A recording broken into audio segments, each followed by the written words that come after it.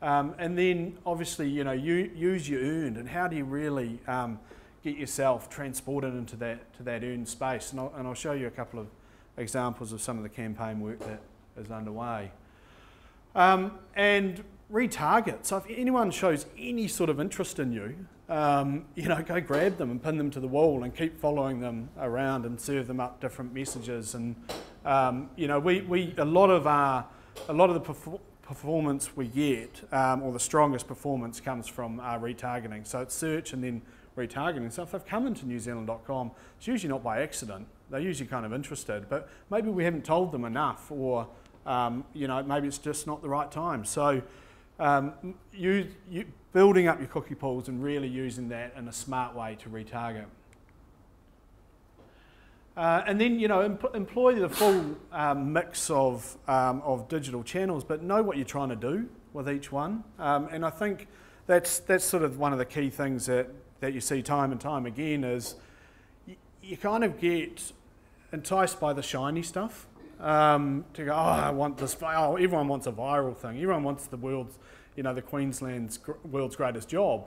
But it depends on what you're actually trying to do. Will drive what you use. So, are you really wanting a response? Are you wanting to build your brand perception or change your perception? Is your opportunity in a really targeted sense? So, different channels, perform better against these different objectives, basically. For us, though, we do use all of these, but it all comes back to a response for us, trying to drive a response out of this.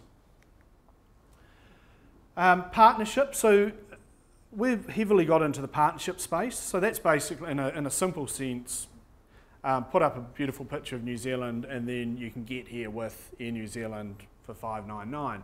And again, not only does that bring additional money to the table, but it strengthens its ability to convert because you're actually selling them something.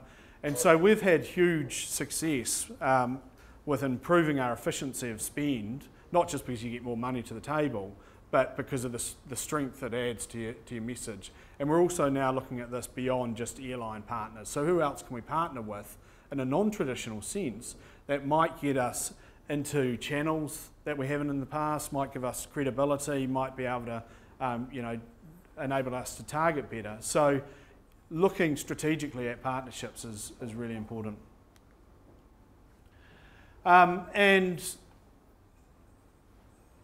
For us, it's about the whole business and all the different departments in your business actually being on the same page.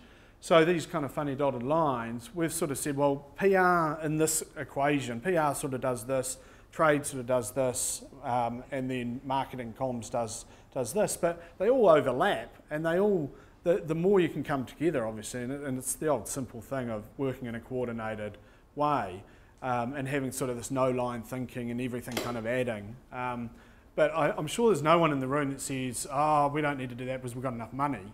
No one's got enough money. And this is the simplest way to get efficiencies, is if everyone's working in the same way.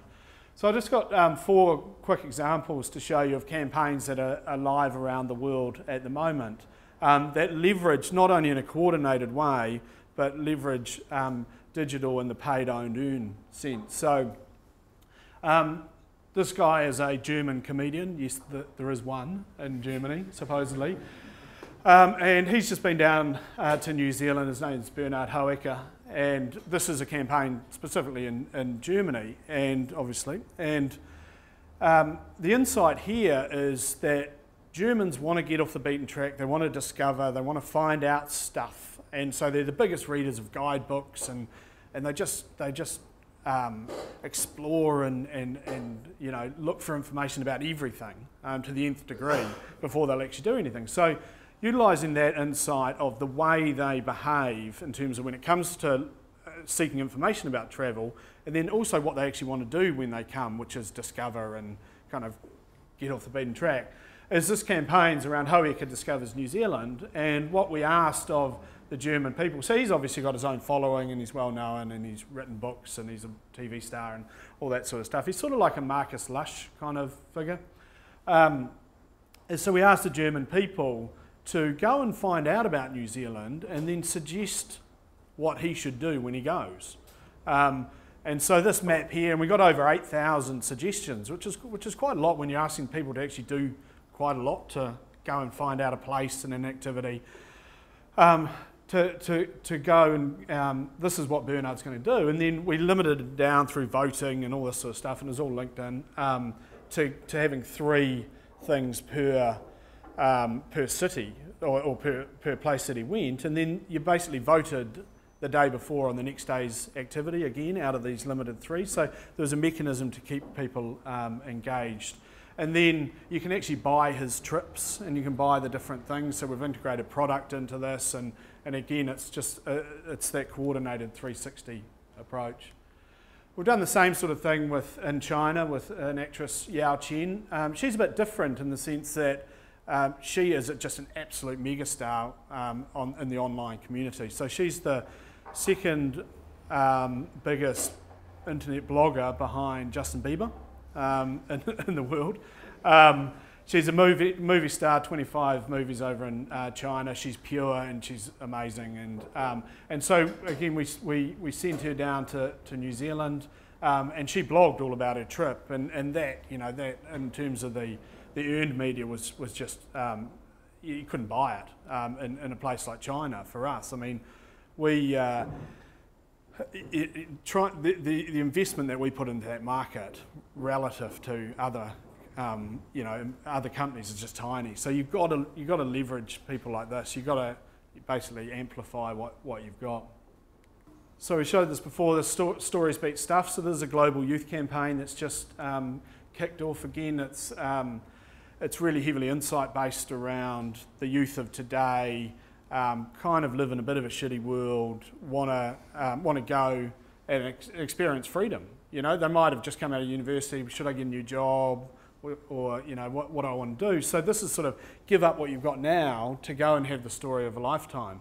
And so this asks that exact question. So what would you trade for the story of a lifetime? And I think we've got 8 different things that people can win in terms of experiences, and they've got to watch the experience. So this comes back to one of our fundamental challenges is I don't know what I'd do in New Zealand when I come. So we force them to kind of watch this little 30-second video so to increase their knowledge of what they'd do and hopefully appeal off the back of that. And then they put forward something. So whether it's some guy put forward that he'd give basically his flatmate's room that he'd give that up. And there's a whole lot of you can go onto our website and check it out. But the interest is huge, and I know it's given us a step change in some of our Facebook likes and whatnot already. But and we're getting some really good videos. But we seeded this, so we seeded this through bloggers, through 100 different bloggers around the world that actually wanted to be part of it because they thought it was kind of cool.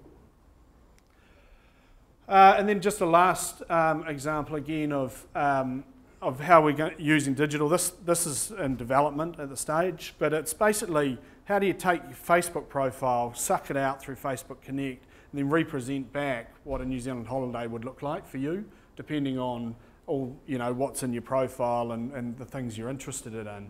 But again, coming back to our real fundamental brand and communication issues of show me what I can do there that's going to be relevant to me. So we're working on this at the moment. So hopefully that's given you a bit of an insight into how we're using digital media. We are unique in the sense that we don't sell anything. So our role and path to purchase is a little bit different to a lot of people. But a lot of the techniques that we're using here, I'm sure will be relevant. And I think the 2 big things are keep coming back to what you're trying to achieve and don't run after the shiny stuff all the time. And then just bed it in an insight. And if you don't, you're just wasting your money.